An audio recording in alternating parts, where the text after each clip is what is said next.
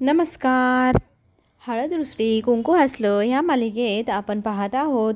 दुष्यंतने त्याची शहरातनं आणलेली bag open केलेली असते. त्या बॅगमध्ये खूप सारे गिफ्ट असतात जे गौतमीने दिलेले असतात. त्या गिफ्टची तो एकदा खोलून सगळी पाहणी करत असतो. परफ्यूमची बॉटल असते, तिने दिलेले त्याला वॉच असतं, काही फोटोही असतात. ते फोटो पाहून तो फार इमोशनल होऊ लागतो. त्याला ते पहिले क्षण आठवतात जेव्हा त्याने तिला प्रपोज केलेलं असतं. इकडे मात्र आपली कृष्णा इमोशनल झालेली असते, सगळ्यांना सोडून ती सासरी जाणार म्हणून. आणि दुष्यंत मात्र दुःखात असतो, तेही त्या गौतमीने दिलेल्या धोक्यामुळे.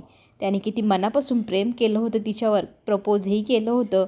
किती भारी क्षण होते, आनंदाचे क्षण होते, किती स्वप्न पाहिली होती दोघांनी मिळून. त्या सगळ्या स्वप्नांवरती ह्या मुलीने पाणी फिरवलेलं असतं.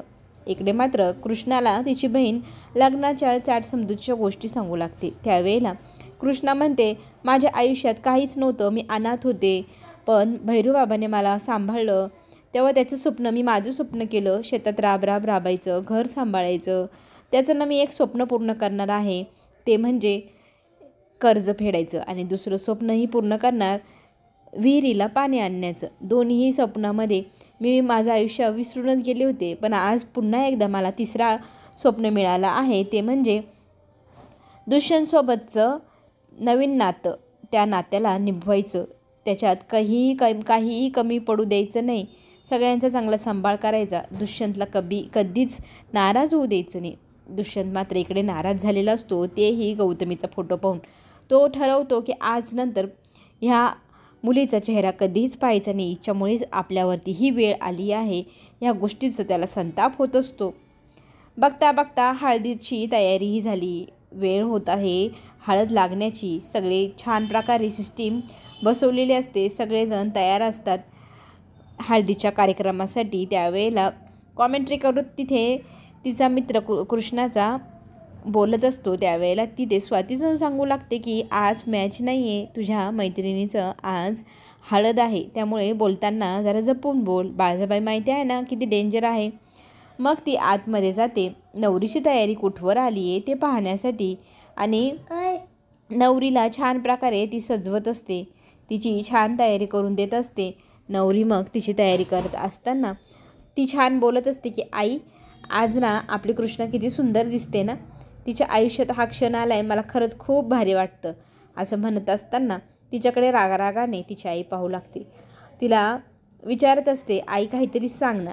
आई जेव्हा बोलणार तेव्हा काय बोलणार, नेहमीप्रमाणे काहीतरी टॉन्ट मारणार. कृष्णाला ती प्रत्येक गोष्ट हातात उचलून देत असते. किती सुंदर दिसते ग तू, तुझं हे घरही मला खरंच खूप मोठं राजवाड्यासारखं वाटतं. तुझ्या आयुष्यात इतके चांगले क्षण येणार, तू इतक्या मोठ्या श्रीमंत घरात जाणार, मला ना खूप भारी वाटते. त्यावेळेला तिची आई मध्येच बोलती, ज्याची लायकी नाही त्याला जी गोष्ट मिळाली त्याला त्या गोष्टीचं कौतुकही नसतं. तिने एवढा डोलारा सांभाळला तरी खूप झालं. तितक्यातच तिथे बाळजाबाई येते. बाळजाबाईला पाहून लगेचच तिच्या आई चटकन उभी राहू लागते. बाळजाबाई समोर उभी असते आणि बाळजाबाईला पाहिल्यानंतर सगळेजण मग गपचूप तिथे मान खाली घालून उभे असतात. स्वाती मात्र कौतुक करण्यामध्ये बिझी असते की खरंच घर खूप छान आहे, हे सगळं तिचं वैभव माझ्या डोळ्यासमोर खूप भारी वाटते, माझ्या कृष्णाचं लेट का होईना झालं पण छान झालं आहे असं म्हणत असते. आणि बाळजाबाई तिथे आतमध्ये आल्यानंतर सगळेजण त्यांचं स्वागत करू लागतात. बाळजाबाईने काय आणलं आहे म्हणून कृष्णाच्या आईला चुटपुट असते. आणि मग बाळजाबाई सांगू लागते की थोडेसे दागिने आणले आहे. आणि त्या दागिन्यांना पाहून कृष्णाच्या आईच्या तोंडाला पाणीच येऊ लागतं. कृष्णाला ती सांगू लागते की तुला आता हे सगळे दागिने घालायची सवय करावं लागेल. काय काय दागिने त्यांची नावं सांगत असते. आणि कृष्णा ह्या गोष्टीला मात्र नकार देत असते. त्यावेळेला तिची आई म्हणते, बघू कसले दागिने, काय काय दागिने आहे. मग एक एक दागिना ती खोलून पाहू लागते. आणि कृष्णाला पाहत ती म्हणते, ज्या गोष्टीची ज्याला सवय नाही, ज्याची लायकी नाही त्याला भेटलं की मग तो कसं सांभाळणार. मला नाही वाटतं त्या मुलीला हे सगळे दागिने सांभाळता येतील असं तिची आई म्हणू लागते. आणि एक एक दागिना असा हावऱ्यासारखा पाहत निरीक्षण करत हातात घेत असते. कधी तिने एवढे दागिने पाहिलेले नसतात. ते दागिने पाहून तर तिचे डोळेच फाटतात.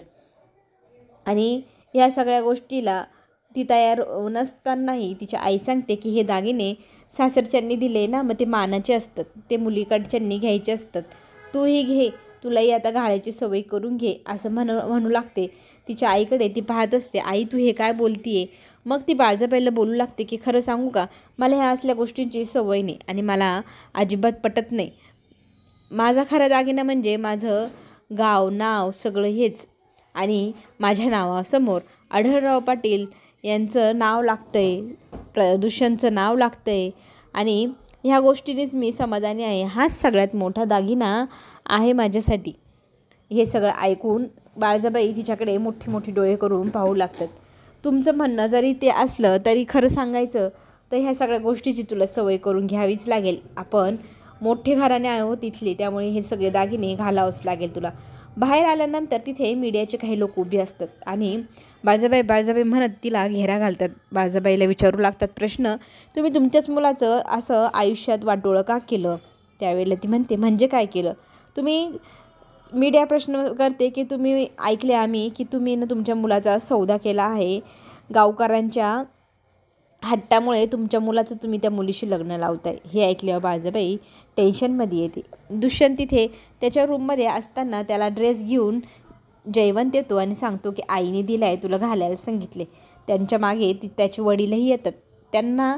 त्याला कडं द्यायचं असतं, तेही खानदानी कडं त्यांच्या वडिलांनी त्यांना दिलं होतं, त्यांच्या वडिलांनी दिलं होतं.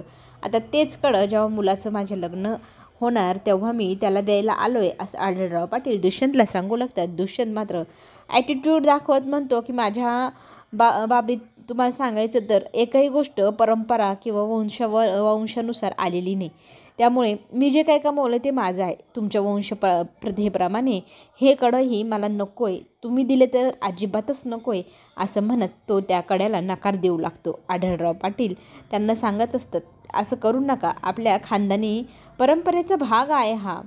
तर तो म्हणतो, परंपरा?